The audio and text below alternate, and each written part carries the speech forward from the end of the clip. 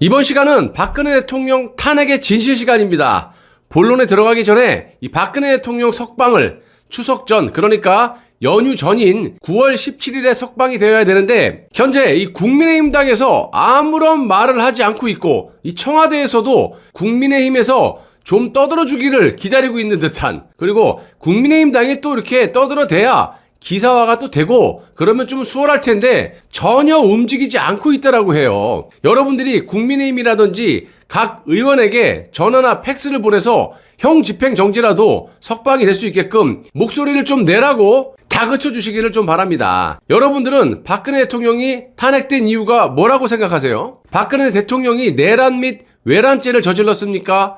헌법 84조를 보시면 내란 및 외환의 죄를 저지르지 않았다면 현직 대통령에 대한 형사 소출을 할 수가 없게 되어 있습니다. 그런데 좌익들은 헌법을 무시하면서 국회 소출을 통해 가지고 탄핵을 시켜버렸죠. 윤석열의 특검에서 592억 원의 이 천문학적인 뇌물 수수를 엮어버리고 받지도 않은 돈을 묵시적, 암묵적 청탁이라는 말도 안 되는 죄명을 씌워가지고 결국 감옥에 보냈습니다. 이런 논리라면 문재인은 100번도 더 탄핵이 되고 감옥살이를, 아니죠, 저 무인도에다가 박아놔야 되죠. 그렇게 해야 될 텐데 지금까지도 실실거리면서 잘 돌아다니고 있습니다. 왜? 이 무능력한 야당 때문에 그런 겁니다. 어차피 쟤네들은 한편이기 때문에 겁날 게 없어. 역대 이런 대통령이 세상에 어디 있었습니까? 온갖 진짜 역대급으로 다 저질러 놓고 역대급으로 편하게 생활하고 앉아 있습니다. 이게 다 100% 제1야당인 국민의힘당 잘못이라고 저는 생각합니다.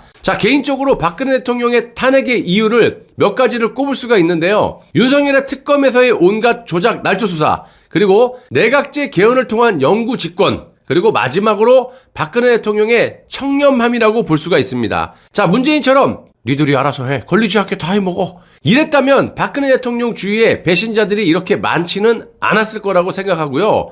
자, 그런데 워낙 원칙적인 데다가 청렴하다 보니까 한마디로 주위에서 먹을 게 없었다라는 거예요. 자, 그래서 오늘은 박근혜 대통령이 국가를 위해서 어떤 정책을 하려다가 좌익들의 손에, 또 좌익들의 선동에 탄핵이 되었는지 분석을 한번 해보도록 하겠습니다. 2015년 7월 9일 새누리당 이현재 의원이 기업활력 제고를 위한 특별법을 발의합니다. 이 법안의 골자는 11개 분야의 신산업에 한해 이 기업 합병과 분할 등 사업 재편을 쉽게 할 수 있도록 상업, 세법, 공정거래법 등에 규정된 각종 규제를 특별법을 통해서 한꺼번에 싹 풀어주는 그런 내용입니다. 자, 이 법안은 중소형 기업을 대상으로 삼았고 대기업의 경우는 10% 정도가 적용 대상이었습니다. 자, 이 때문에 중소기업의 구조조정에 단비가 될 것이라는 전망이 지배적이었고, 일본 같은 경우에도 기업들의 구조조정을 돕기 위해서 1999년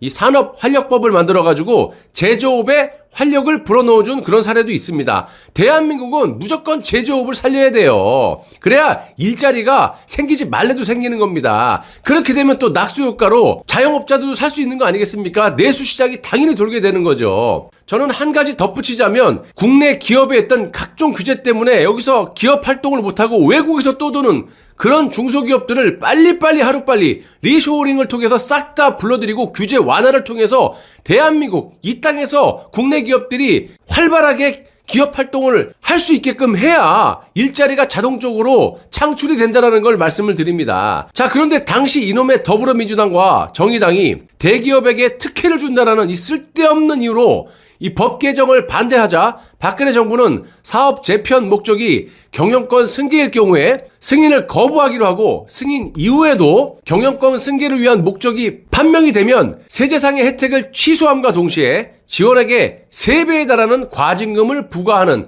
견제장치를 마련해줬습니다. 이런저런 우여곡절 끝에 특별법은 이듬해 2월 4일 국회 본회의를 통과를 했고요. 발의된 지 7개월 만에 국회를 통과한 이 법을 정부가 공포하면서 2016년 8월 13일부터 시행에 들어갑니다. 이 특별법은 시행한 날로부터 3년간 유효하고 2019년 8월 10일 자정이 되면 법 자체가 소멸이 됩니다. 그런데 이놈의 문재인이 하는 짓을 보세요.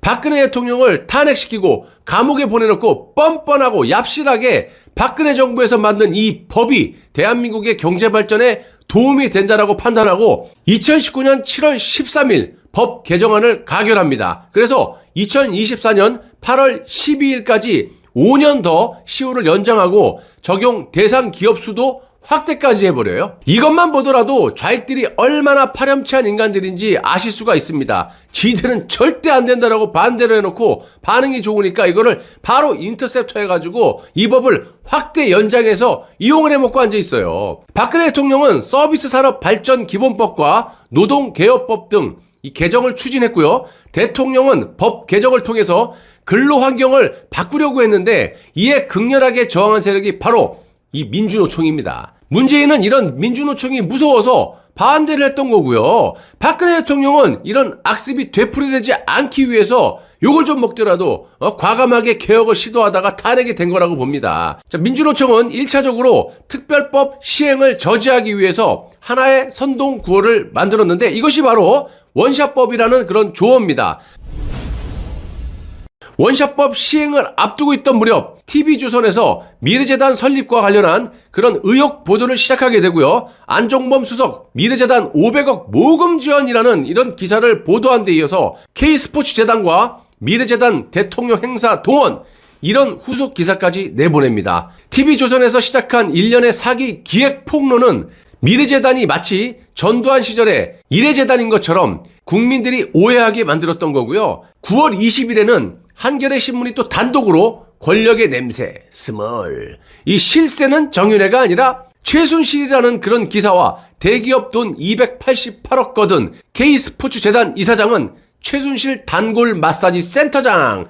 이런 기사 두 개를 동시에 내보냈고요. 이는 박근혜 대통령 사건의 실체를 곡해하게 만든 전형적인 왜곡 기사라는 겁니다. 아시다시피 정동춘은 서울대학교 체육교육학과 출신이고 서울대 대학원에서 스포츠의학 분야 이 논문으로 석사, 박사학위를 받은 분이시고 정동춘이 운영한 CRC 운동기능회복센터는 정형외과 물리치료실과 비슷한 그런 기능을 하는 곳인데 한겨레는 국민들이 봤을 때 마치 아름답지 못한 그런 느낌의 마사지 센터처럼 역겨운 느낌을 최소원을 통해서 박근혜 대통령에게 전이 되도록 그렇게 하는데 큰 역할을 했다는 겁니다.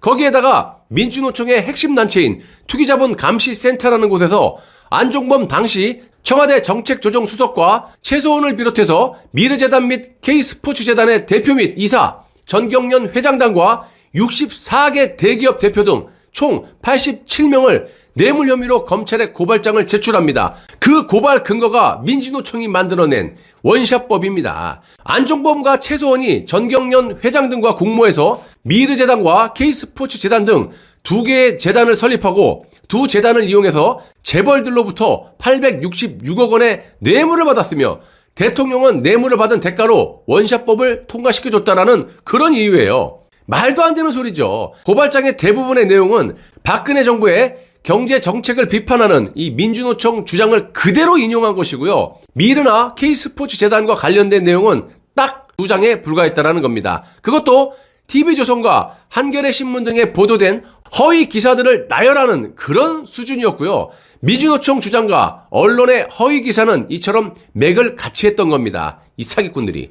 자, 이른바 촛불 집회가 시작된 날은 2016년 10월 29일이고 이는 투기자본 감시센터에 고발장이 제출되고 정확히 한 달 후입니다. 또한 이 고발장 제출과 촛불 집회 개최는 아주 절묘하게 맞물려 있다는 겁니다. 제가 여러 차례 방송에 소개를 해드렸던 이 민주노총의 핵심 단체인 투기자본 감시센터는 박근혜 대통령을 최초로 고발한 단체고요. 또한 윤석열의 실명을 거론하면서 성명서에 특검의 수사팀장으로 임명하라는 지령을 내린 그런 좌익 단체입니다. 이를 문재인이 바로 수락을 하고 지방에서 떠돌던 평검사 윤석열을 특검의 수사팀장으로 임명을 하고 지금의 상황을 만들게 된 겁니다. 이 고발장에는 박근혜 대통령이 뇌물을 받은 사람으로 기재가 되어 있긴 한데 고발 대상은 아니었습니다. 왜? 현직 대통령은 헌법 84조에 의거해서 내란 및 외환의 제외에는 형사소추 대상이 아니기 때문이고 고발장이 제출이 되자 검찰은 이 사건을 바로 서울중앙지검 형사 8부 한웅재 부장검사에게 배당을 합니다. 검찰이든 경찰이든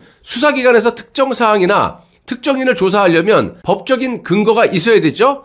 고발장에는 더불어민주당 오영훈 의원실에서 작성한 재단법인 미르 및 K스포츠재단에 모금 현황이라는 문건이 증거자료로 첨부가 됐고요.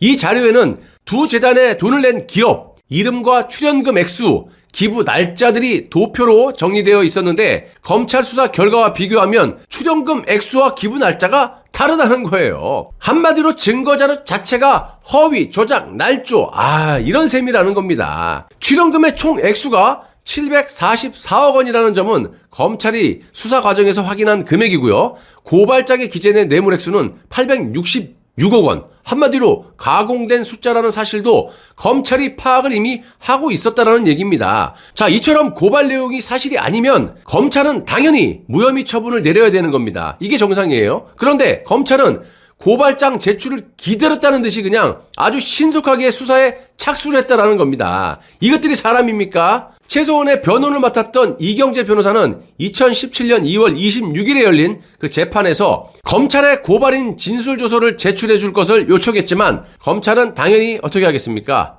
NO! 거부를 해버립니다. 당시 검찰총장인 이 배신자 김수남 체제의 이 검찰이 박근혜 대통령과 그 주변을 압박할 수 있었던 법적 근거가 바로 이 고발장이었던 거예요. 자, 검찰은 안종범과 정호성에 대한 조사가 더 필요하다고 하면서 청와대를 상대로 압수수색에 나섰고 청와대를 향한 검찰의 압박은 줄기차게 지속적으로 계속됐었고요. 검찰의 무리한 수사를 보다 못한 이 법무장관 김형웅이 그나마 양심이 있나 봐요. 2016년 11월 23일에 자진 사퇴를 하고 맙니다. 박근혜 대통령이 임명한 이 김수남 검찰총장이자는요, 대통령의 등 뒤에 비수를 꽂고 잠시 해외로 도피했다가 다시 귀국을 해갖고 현재는 태평양이라는 대형 로펌에서 잘 먹고 잘 살고 있습니다. 이 무렵 보수진영 일각에서 헌법 84조를 근거로 박근혜 대통령을 겨냥한 검찰의 수사를 강하게 비판했었는데요. 그런데 여기서 역적 판사가 등장합니다. 헌법 위에서 놀고 있는 바로 이 이자 김세윤이라는 역적 판사인데요. 잘 기억해 주십시오. 제가 여러 번 보기도 싫지만 계속 띄워드리지 않습니까? 자, 이 흰머리 역적 김세윤 판사는 헌법 84조, 그러니까 내란 및 외란의 죄가 없을 시에는 현직 대통령을 형사소추할 수 없다. 이거를 이런 식으로 해석을 합니다. 들어보십시오. 헌법 제84조는 대통령이 재직 중에 내란 또는 외란의 죄에 해당되지 아니하는 죄를 범한 경우에는 재직 중에 법원의 재판을 받지 아니한다라는 의미로 해석됨이 타당하며 대통령에게 증인 자격으로 형사 재판에 출석하지 아니할 특권이 있다는 의미로까지 해석하기는 어렵다. 나아가 설령 헌법 제84조를 대통령이 재직 중 형사재판의 증인으로 출석하지 않을 그런 특권까지 부여한 것으로 해석할 수 있다 하더라도 그것만으로 곧바로 대통령과의 공무관계를 전제로 한 공소 제기 자체가 헌법 제84조에 위반된다고 볼 수도 없다. 이딴 해석을 했는데요. 자, 이는 검찰도 현직 대통령을 형사소추, 즉 재판에 회부할 수는 없지만 수사나 입건을 할 수 있다라고 주장하는 겁니다. 이처럼 법원과 검찰의 논리라면요, 현직 대통령은 헌법 제84조에도 불구하고 수사 대상이 될 수도 있고 형사재판의 증인으로 출석을 해야 되며 대통령과 공모관계가 있는 그런 사건과 관련해서는 공소 제기도 가능하다라는 그런 얘기 아닙니까? 문재인은 뭐하고서 지금 빨리빨리 끄집어서 재판장에 빨리 세워서 뭐 증인을 세우든지 피고인이 되든지 빨리빨리 소추를 하든지 하란 말이야. 나 참 이게 논리가 앞뒤가 안 맞지 않습니까, 얘네들은. 더 쉽게 말씀드리자면 김세윤 판사가 헌법 제84조가 있긴 한데 이거 안 지켜도 무관하다라고 그렇게 짓거리는 거 아닙니까, 여러분? 아니, 제 말이 틀렸습니까? 법이 있으면 법대로 해야지. 왜 김세윤 저자는 지 주관적인 논리로 헌법을 해석하고 파괴를 합니까? 틀렸으면 틀렸다고 말을 해봐, 이거사. 이 흰머리 역적 판사야. 자, 여러분, 마지막으로 박근혜 대통령을 최초에 고발하면서 윤석열을 특검의 수사팀장으로 임명하라는 그런 지령을 내린 민주노총의 핵심 단체인 투기자본감시센터, 여기에는 꼭 나중에 특검 수사를 해야 된다고 보고요. 고발장이 첨부된 증거 자료의 근거가 된 언론 기사의 생산 과정에 관한, 언론 기사의 생산 과정에 관여한 현직 검사, 그러니까 윤석열이 고발인인, 또 이것도 그러니까 투기자본감시센터, 다시 말씀드리면 언론 기사의 생산 과정에 관여한 현직 검사인 윤석열이 투기자본감시센터가 희망하고 주장한 바에 따라서 특검 수사의 실무를 총괄하는 수사팀장을 맡아서 진행된 이 특검 수사는 그 태생부터가 공정하지 못했다라는 것을 명백하게 밝히면서 오늘 방송을 마무리하도록 하겠습니다. 나라의 주인은 국민, 바로 여러분들이시고 무너져가는 나라를 바로 세울 분들도 바로 여러분들이십니다. 저도 포함되는 거고요. 국가는 있을 때 지켜야 되는 겁니다. 나라가 없는데 살아서 뭐합니까? 라는 각오로 하루하루 거짓 없는 진실된 방송만 제작해서 여러분들께 제공하도록 꼭꼭 약속드리겠습니다. 여러분 끝까지 시청해 주셔서 대단히 감사합니다.